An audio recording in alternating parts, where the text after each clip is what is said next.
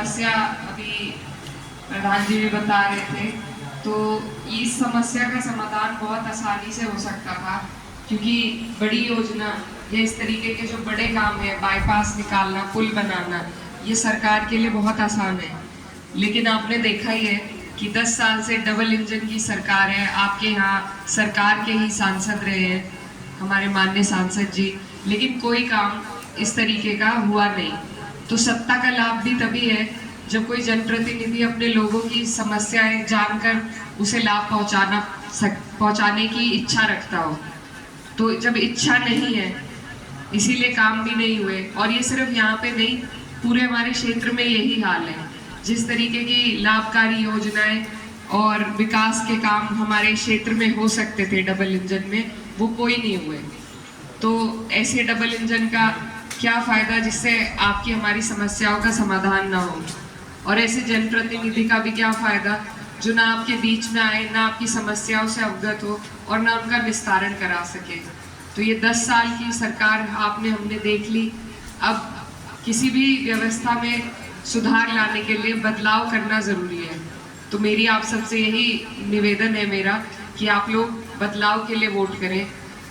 अभी जो प्रधान जी समस्या बता रहे थे, हम प्रयास करेंगे इसमें कि जो भी हमें मौका मिलेगा उसमें इसको पीडब्ल्यूडी के द्वारा या अपनी निधि से, अगर ऊपर वाले ने मौका दिया तो आपके इस कार्य का निस्तारण करने का काम करेंगे।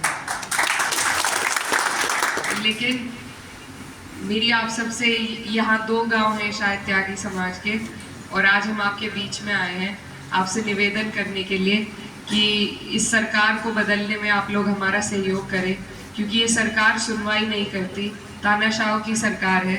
अंकल जी अभी बता रहे थे कि संजय सिंह जी की आज बेल हुई है, और ये इतिहास में हमारे हिंदुस्तान के पहली बार ऐसा हुआ है कि एक मुख्यमंत्री, मौजूदा मुख्यमंत्री को बिना किसी आरोप दर्ज करे, सिर्फ आरोप के दम पर उन्हें जेल भेज दिया है।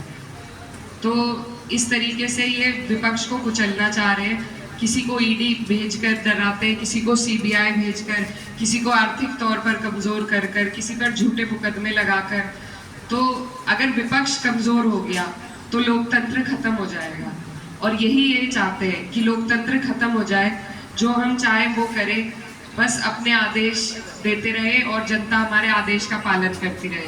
विपक्ष जरूरी है क्योंकि विपक्ष हमारी आवाज उठा सकता है। तो और लोकतंत्र बचाने का ही ये चुनाव है, संविधान बचाने का ये चुनाव है। तो आपसे मेरी सभी से गुजारिश है कि आप लोग भी इसमें बदलाव के लिए वोट करें। कल हमारे साथ एक प्रोफेसर साहब थे, तो वो कह रहे थे कि रोटी भी पलट के ही सिकती है। तो आपको हमें अपनी रोटियां सेकनी है तो पलटना तो पड़ेगा एक बार सरकार को। तो ये 19 तारीख है। मेरे पिताजी भी क्षेत्र का प्रतिनिधित्व कर चुके हैं। वो यहाँ से जब ननौता मुजफ्फरनगर में लगता था तो सांसद भी रहे, और यहाँ पर कई जगह उनका बहुत लगाव रहा है, और वो आप लोगों ने उन्हें बहुत प्यार और मान सम्मान दिया, और उन्होंने भी बहुत मेहनत करके अपने लोगों के लिए वो काम करते थे। तो अगर आप सबका आशीर्वाद रहा, आप सबने अपना सहयोग समर्थन मुझे दिया, तो मैं भी अपने पिताजी की तरह आपकी सेवा करना चाहूँगी बिना किसी जातिवाद भेदभाव। इसी के लिए आपके बीच आपका आशीर्वाद लेने आई थी। बहुत बहुत धन्यवाद। मैं आज की मीटिंग की अध्यक्षता कर रही हूँ।